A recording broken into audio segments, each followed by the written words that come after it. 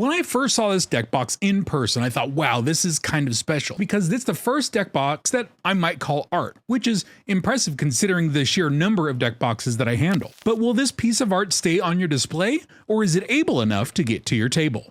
Welcome to Absolute Cardboard. It is your boy DJ AC, and today we're taking a look at this DJ Deck Commander Deckbox from CLOUDTOYS on Etsy. And for full disclosure, CLOUDTOYS did reach out to me and provided some deck boxes for full review, with the understanding that my review would be my own honest opinion, and my honest opinion is that this is a really cool deck box. Let's drop the beat for a moment and take a look at why this deck box might be right for you. The DJ Deck Box is a 3D printed deck box, though it doesn't quite feel like other 3D printed deck boxes. It might be the materials or something, but we'll get to that later. It is a low profile deck box, which is probably my favorite style. That means it's much more thin than a normal deck box, but much wider.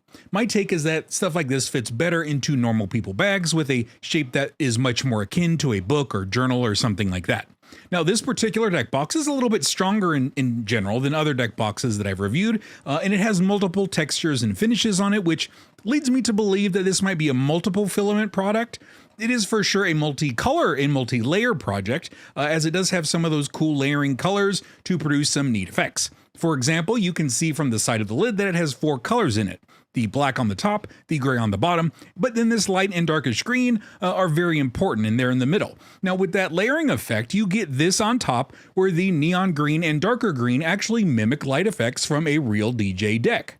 And on the top is even more minute layers, from this dark gray to a lighter gray to a white, and all that is stacked on top of each other to look pretty intense. And we'll get more into the overall look and appeal later on, but for now just know that there is a lot going on with the look and feel of this deck box. And while we're on the lid, I should point out that this is how the box is sealed. The lid has magnets along the edge and along the edge of the box. Just slide into these grooves and it snaps into place.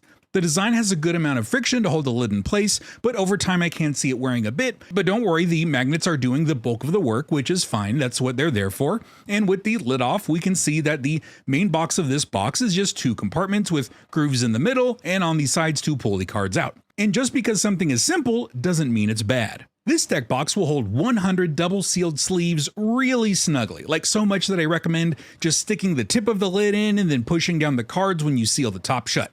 I have other recommendations regarding sticking tips in, but you can ask your mother about those. With regular double sleeve cards, you can get a little over 100 cards into this, and then maybe 100 and like 15 unsleeved cards for tokens or dry erase cards or whatnot. This is with like maximum air out of those sealed and double sleeved boys, so with newly double sleeved cards you may run into some issues or just be forced to really press down on the cards before closing the lid. Now specifically, each compartment will hold about 53 double sleeved cards. For single sleeve cards, each compartment will hold about 65, meaning you have space for other things like a solid 45 unsleeved cards. That means dry erase tokens, sapperlings, whatever. The extra space will also accommodate a standard D20, though you will have to kind of press down on whatever's beneath it as you close the lid to make sure everything fits. Now, if you do go that route, I was able to fit 12 D20s of the normal size on the less filled side. Given the capabilities, this actually makes a fine tournament loadout kit. 60 sleeve cards on one side, the sideboard and various other accoutrements on the other, meaning you can crush little Billy's hopes and dreams in round 1 and do it in style. For my accuracy sickos out there, these are the full exterior dimensions of the DJ Deck box, as well as the empty weight. I've got it next to a boulder here just for scale, and in case you have various sleeve types and don't know exactly if yours are going to fit in, here are the specific measurements for the internal compartments. And yes, you guessed it, this is way too small to hold 10 bottles of Jack Daniels, meaning this deck box is probably not super usable for the director of the FBI. As I mentioned before, this lid is super secure with the friction and magnet combination holding it into place, but this is also incredibly protective of the cards inside in general. The lid and the bottom are about 5mm thick, which is pretty good, but the side walls range from 8mm to 15mm, which is kind of nuts. I will say that the cards are a bit cumbersome to get out of the box, though I think that might be a me problem. My giant hands give me some trouble in finer designs, while I can grab easily enough from the middle cutouts. Those don't go all the way to the bottom, leaving about 5 to 10 cards on either side. People with normal or smaller fingers may be able to dig them out with the side grooves, but my bird givers are just too much and I kind of have to dump the cards out. Obviously, the look of this is probably its biggest selling point. It is hard to see this and not be like, oh, that's a DJ thing. This is probably the most form over function deck box I've had on the channel, but I don't think that's necessarily bad, especially when the form of this is so incredibly well done. Like, seriously, look at the sides of this. Each handle, each latch, the recess for those pieces are all specific and pretty identifiable, even from a long distance away.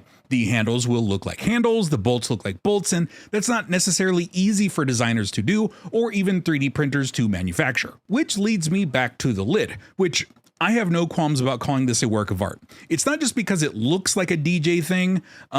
Here, let me show you. At this distance, it looks kind of like a jumble. Stringing, unevenness, what looks like random color strands, pieces cut out. But when you pull out, you realize this has sort of an oil painting feel to it. There's depth and texture, and you'll even notice the light source is consistent on the lid, basically being up front here, and you can see the shadows being cast from random dials and knobs.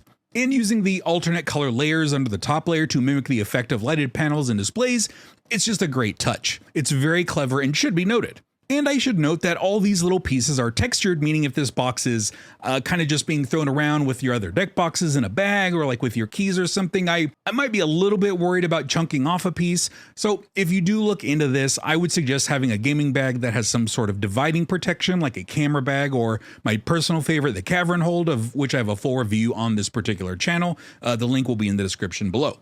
I like to rate things on fidgetiness because these things are supposed to be fun. Magic is a game, and we're all supposed to be having fun in one way or another. And this one isn't all that fidgety. I don't think it needs to be, but it's really just the lid with magnets, and that's okay. It definitely closes tight. It's just not something I could see myself messing around with at my desk while I have some idle time. Oh, and for some reason, and given all the other intricate and specific designs, the front facing of the lid has no covering, and you can see the multiple layers used in its construction, which makes it look kind of out of place more than anything, but I've often been handling this without noticing, so it's not anything really major. That's just the level of exhaustive reporting that you will find on this channel. And with all these deck boxes and accessories, the real issue is who might this be for? And I think firstly, this is a real nice centerpiece, kind of a conversation starter. If you're going to want to get something for looks and uniqueness and something to get people talking, this is a pretty good option. And for all of its form over function, this is a deck box that can actually handle a lot. Single and double sleeve commander decks, it's a good loadout kit for constructed play, and it's secure and it protects your cards well. Not a lot of bells and whistles, just quality in the important places. This is also a great deck box for thematic commanders. In general, many of the Neon Kamigawa commanders, or hell, 3DOC, the only actual DJ in the game. Well, besides DJ Iru.